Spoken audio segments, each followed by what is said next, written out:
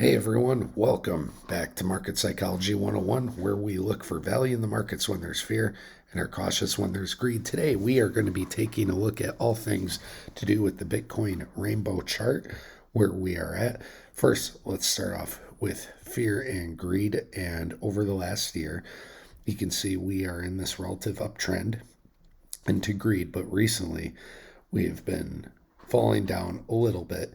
And if we were to draw a trend line from the base of here, you could say we're still in this uptrend. We still have higher lows, but overall, greed is coming down a little bit. And if it breaks underneath here, we may have some extra volatility in the short term before hopefully going higher. Of course, moving over to the max fear and greed chart, when Bitcoin was making new all-time highs, it got up here. And the last time greed was up here, it did the same in 2020 when it broke the all-time highs from 2017. The true top wasn't until November, but Altseason was more or less in here in April.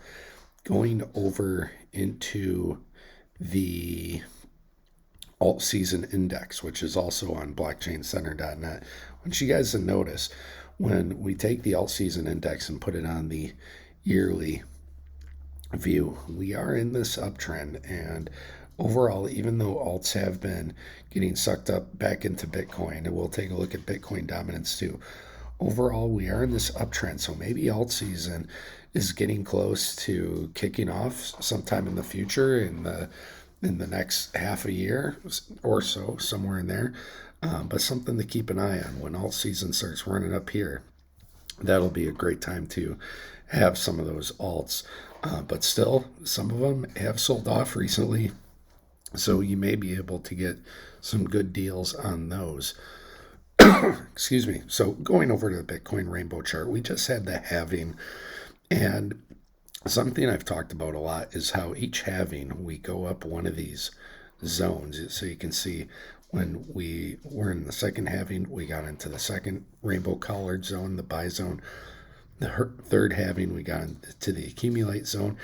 And during the fourth halving, we did end up being in the still cheap zone, as I was wondering if we would. And that was between, you see that green box, between 52 and 69,000, roughly speaking. So the price of Bitcoin did end up falling in there. And if you notice, after the halving, we tend to have good times in Bitcoin. And we'll take a look at relatively how long that takes on the charts on average, and see if we have a guesstimate of where that might land. And again, this is just using past data to make predictions. Every time is different, so obviously it's not going to come true, but sometimes there is some rhyming to the charts. So going over to the charts, and before I go into Bitcoin, because what happens in the markets does affect Bitcoin to an extent. I have been following the S&P 500 because I do have stocks as well. And it did come down to this 100-day moving average, got up to the 50 and is being rejected. And if the S&P 500 goes down to this 200-day moving average, you can see levels at around 4,700. Taking a look at the weekly, that was the daily. The weekly, a possible correction spot very close would be that 50-week moving average. And if that were to happen, then we could see markets correcting around 10, 11%. And so, of course, that would affect crypto and Bitcoin a bit. And we do have a recent sell signal on the weekly. We made these all-time highs. And for a little bit, like half a week during this week, the body of the candle was above, and I really wanted it to close above. This gray line's the prior all-time highs. It did not. And as you can see, this is with the Heikin-Ashi candles. It never got above the prior all-time highs. It wicked above, price got above, but we never closed above. And now we've been selling off, and now we have a confirmed sell signal. Now, so far, if we go back to the bottom when we've been in this uptrend, all these sell-offs have been roughly 20-ish%. Every single one has been about 20%. And so I do wonder if we are about to get a much larger correction. I'm just going from the very high to the low. We are right about 20%. Maybe it's possible it goes down to somewhere like 60,000. People are talking about 50,000. I think that becomes more clear on the daily chart. So just like the S&P, how it got to the 100 and then back up to the 50 and down. Now Bitcoin's looking a little stronger, but you do see a sell signal, that little red dot on the daily. And so if we have this pattern where we go down, then we could take a look at possibly resting around this 100-day moving average at around 59, 60,000, possibly getting some really good deals on alts. Or if, like the S&P, it goes down to the 50-week moving average and Bitcoin goes down somewhat similar amounts, we have this 200-day moving average that's around 51,000 and all this price structure and this 786 fib on the weekly. Let's see how close the 50 is on the weekly. Is it at about 51,000? I'm curious. Yeah, the weekly on the 50 is actually a bit lower. It's at about 44,000. So might that happen? Who knows? We'll see. But it being in crypto, if that were to happen, a lot of people would be freaking out. Again, here at Market Psychology, whatever, we don't want to get in the game of predicting things too much. We want to take what the market gives us, and if you make your plan and the market gives you prices that meet the conditions of your plan to get greater value and to invest at better prices, then that's something you don't want to ignore. So I know it feels good to have prices just go straight up, minimal pullbacks. But when it does, if you've been investing when an altcoin is up here, then you should be even more excited to invest when it's down here. Like I said, we're going to take a look at Bitcoin dominance. And when we do, something to note is that every time dominance tanks, and you can take a look at the data at the bottom, this is when alt season truly goes nuts. And if you have the right alts, they go parabolic. And here, March, April, early May of 21, same thing.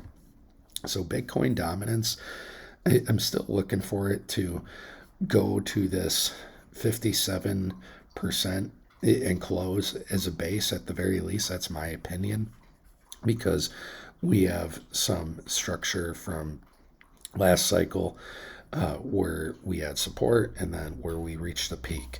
And so I just drew those two trend lines together. They're kind of close. Somewhere around here is my base minimal case for what Bitcoin dominance might get to. So we still have time, in my opinion. And when it does go down, again, looking for the mid to low 40 levels, somewhere in there, going back to Bitcoin. Now, relating this to the rainbow chart, we talked about the halving, which just happened. That's super important. Half the amount of Bitcoin blocks get mined. And when the new peaks of the bull of those cycle bull runs are. And so I want to take a look at what's the time frame from the halving to those points. So going over to Bitcoin, and because we're on the weekly, actually let's see if we can get a better look on the daily. We're going to scroll way back, and I do have the halving lines marked out. These are the white lines. The yellow line marks when the price broke prior all-time highs. Okay, and as you guys know, this is the first time ever that prior all-time highs were broken before the halving. The red line marks the top. So from the halving to the top, we have, and this will be roughly speaking, okay, we have 371 days. I'm going to add these up on my calculator and divide them, and we'll see if we get any sort of pattern. Okay, and then we'll go from the break of the new all-time highs too. From the second halving, let's try to get as close as we can to the all-time high. We have 530 days. From the last halving, that happened in 2020. Won't let me get right on there. Stupid Mac finger scroll. We have roughly about 546 days. If I take those three numbers, again, the first one is 371 days, next one's 530, this one 546, and divide them by 3, that's an average of 482 days. Now, if that were to happen again, where would 482 days put us from this current halving that just took place, roughly speaking? So we're looking for 482 days. That puts us right here on this red line, which I already marked out.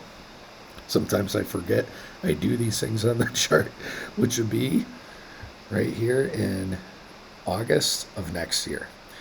And the reason that's important to note is take a look at the rainbow chart. You can see people do talk about a 4-year cycle.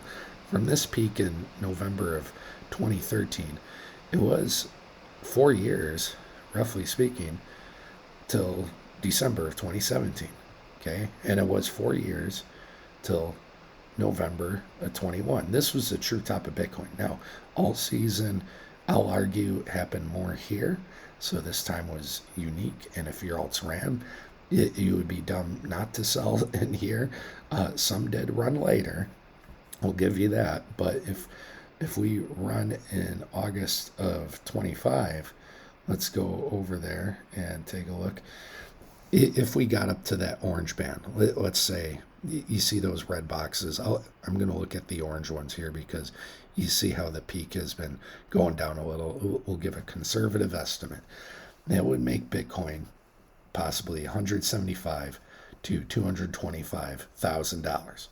Can you imagine how crazy Altseason would be with Bitcoin dominance, all that money that's in Bitcoin rolling over into alts that last month of July, August of 25, if that were to happen? So that's case one. The next one we're going to take a look at from the halving to all-time highs. Okay? We'll take a look, we just did from the halving. We're going to go from when Bitcoin broke prior all-time highs, the L line, to the new all-time highs. That's what we're going to do because remember, we broke all-time highs before the halving this year. So when Bitcoin broke prior all-time highs and got to the new all-time highs, this was 277 days, roughly speaking, give or take a few days. When Bitcoin broke, again, that's the yellow line. You can see here it's breaking prior all-time highs.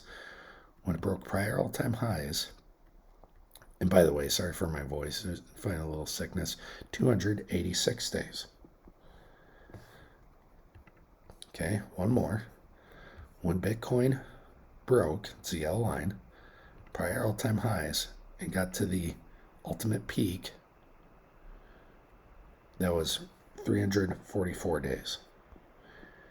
Okay, and yes, like I said, this was a true top of Bitcoin, but Altseason was more in here. So some people were thinking we were possibly going to have a high in this summer, and maybe we do, but we're just taking a look at both cases.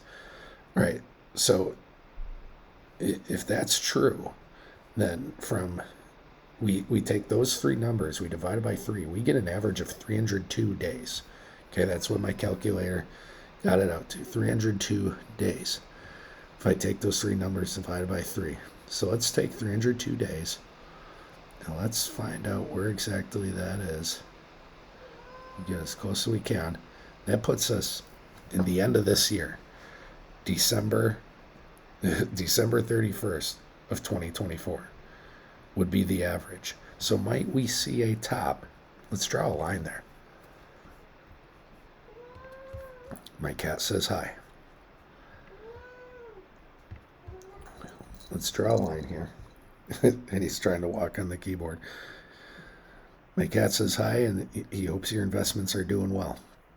Okay, let's draw a green line there. So this green line would be the average of when Bitcoin has broken the prior all-time highs and gotten to the new peak. And so whether we don't have to take these points as an exact mark, but whether you want to believe one case more than the other. I think at the very least we have this range here that we could argue that maybe the next cycle top is going to be somewhere in here. Might we get more of a 4-year cycle? Or because things were different this time, might the top, if we're just averaging out the amount of time it's usually taken from new all-time highs, might it be a bit earlier? And to be honest, this wouldn't surprise me, especially with the Fed talking about rate cuts and how rate cuts can sometimes be at the peak of markets. So maybe we'll see. Anyways, I think I'm going to leave it there for today. I'll do a stock video and some other videos coming up soon, but hope you guys enjoyed it. If there's any altcoins or crypto related things you want me to take a look at, let me know. I do reviews on Bitcoin mining stocks, and I also do weekly reviews on the Magnificent Seven stocks, because with how volatile crypto is, if we get any great profits, I like to be able to roll them into stocks that are less volatile. That's my own personal investment plan. Not a trader, investor, and looking to maximize value from my money where I can. So, anyways, hope you guys are doing well and that you have a wonderful Thursday. Take care.